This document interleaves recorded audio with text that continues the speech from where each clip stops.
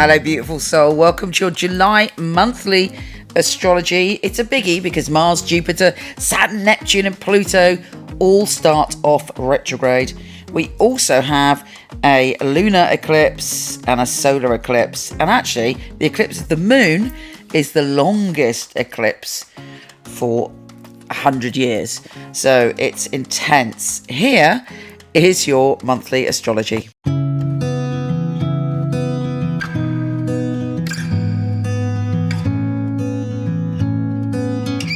Virgo, make the most of the beginning of this month because at the end of the month, Mercury goes retrograde. I won't worry about that too much now, though. Let's focus on what's happening right now. And there's some magical stuff coming your way. With Mercury conjunct the North Node, there's a message and a sign and a symbol. And a real kind of experience that feels sort of like deepest synchronicity. Or like the universe has got a message just for you. So keep your eyes and ears peeled for that on the 4th. On the 5th, the Sun is trine Jupiter and you are feeling outgoing. You're able to communicate. You're able to feel connected to people and to maybe a group of people or to a collaboration or just going out with your mates. Whatever it is, being around other people or working or communicating with other people is particularly good for you on that day. The Sun is trine Neptune as well. So you're opening your heart up to how people feel. If you're in a relationship, you'll enjoy going out, maybe listening to music or doing something deeply connected. With Mercury square Jupiter, make sure you can fulfill everything you're promising. Your heart is so open to experiences at the moment and to sort of fulfilling other people's needs that you might overpromise. So watch that. Now, fabulous news on the 10th as Venus, the planet of love, is going into your sign. Yes, we love that. It's all about you being a love magnet, feeling the divine love of the universe coming through you. If you've got any issues with self-love, this is a perfect time to heal yourself, to love bomb yourself, to look after and nurture yourself. But you are a love magnet, you know, not just to lovers, although believe me, if you want a relationship, then this is one of the best months of the year to do it. But you're kind of becoming aware of the love within you and who you love, and other people should be responding to you with extra love from the 10th. And Jupiter also goes direct, so all sorts of communication, messages, email, text, things that maybe got lost in your spam box are turning up and offering you opportunities. So really pay attention to anything that anyone's saying. With Venus trine Uranus on the 12th, we're all got a little surprise coming love-wise. Venus being in your sign, it could be that something out of the blue happens. A lover might suggest a holiday. You might fall in love with someone who's very different or lives in a different country, or you start communicating with someone from abroad, but you're like excited and you want to do things. You might even decide to go, right, let's go and do something wild and free, which may not be normally like you, but you will enjoy it. The big news of this month is the eclipse of the sun and the new moon. And for you, you're changing and moving on to the next vibrational level when it comes to who you mix with, what energies you're putting into groups, what energies you're putting out there on the internet, how you're presenting yourself. If you've got a blog or a vlog or a Twitter or whatever it is that you use a lot, there may be a radical shift coming to that energy, and you're realigning yourself with people that kind of make you feel good and people that you want to go in the same direction as them.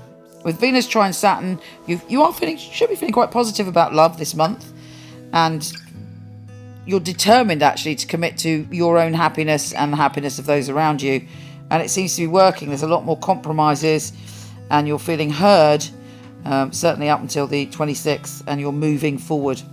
With Venus sextile Jupiter, I mean, it's really good because Venus is in your sign and you're able to communicate, share, flirt like a professor, and other people are just really keen to listen to what you've got to say.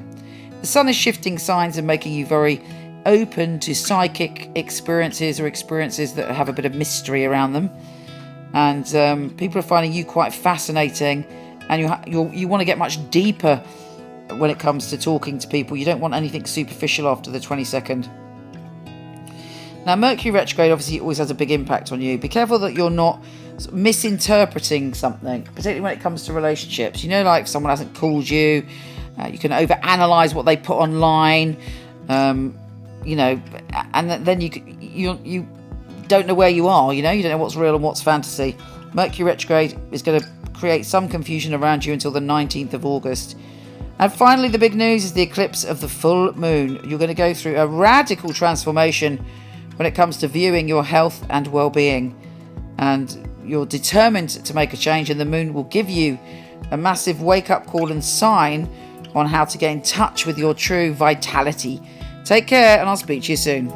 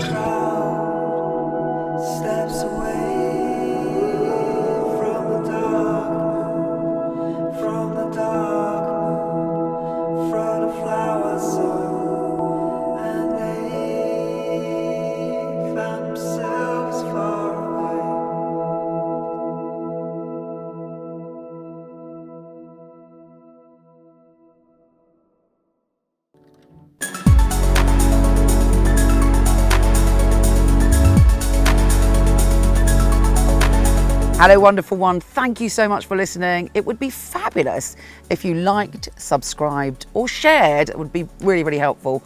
Also, I have a ton of free stuff for you. Horoscope.co.uk for everything astrology, and micheleknight.com for everything psychic and free tarot reading. See you there.